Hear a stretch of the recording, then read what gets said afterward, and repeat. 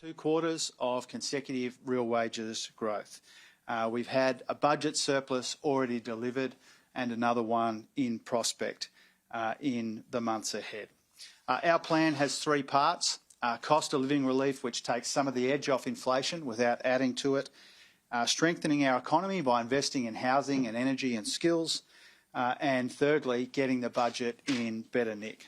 And if there's more that we can responsibly do to help people deal with these cost of living pressures in the budget, then we will obviously consider that between now and then. Now, the primary challenge in our economy is still inflation, and that's why it is still this government's primary focus. Later this week, we will get the monthly inflation numbers for November. Remember, the monthly read was 4.9% up to October.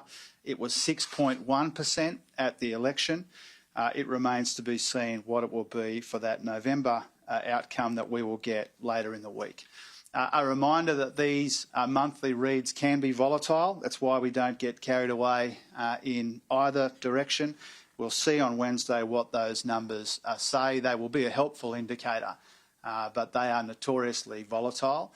What we already know is that inflation has come off substantially since its quarterly peak before the 2022 election and since its annual peak around this time last year.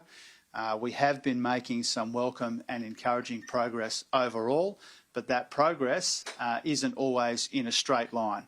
We saw in Europe in recent days where inflation is actually accelerating in Europe's economy. We can see that even though inflation is moderating overall and over time, we can get these zigs and zags as we saw in the global situation and in some of the data in recent days. We already know that inflation would be higher were it not for our cost of living plan, which is taking some of the edge off these electricity prices and childcare and rent and in other ways as well. And that's why it beggars belief, frankly, that the opposition voted against key elements of our cost of living help for people doing it tough.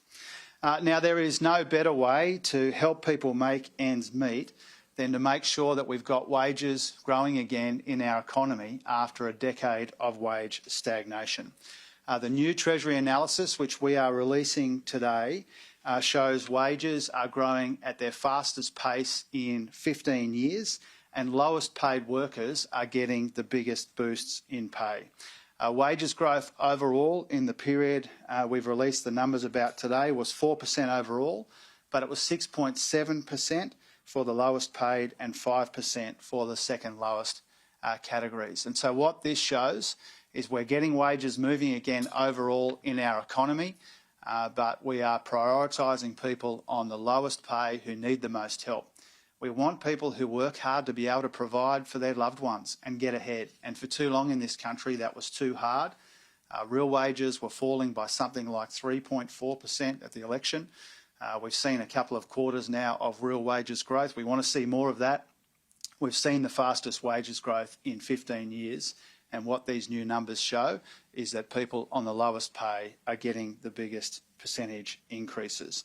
Wages growth is absolutely central to our cost of living plan, and these new numbers show that we're making welcome and encouraging progress, but we've got much more work to do throughout the course of 2024.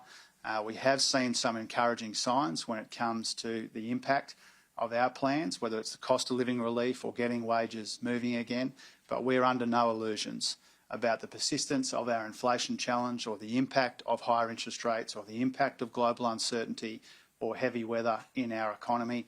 There is no shortage of challenges in our economy, but we are confident that we can overcome them together by showing the same kind of spirit that we're seeing in communities right around Australia, either dealing with or bracing for heavy weather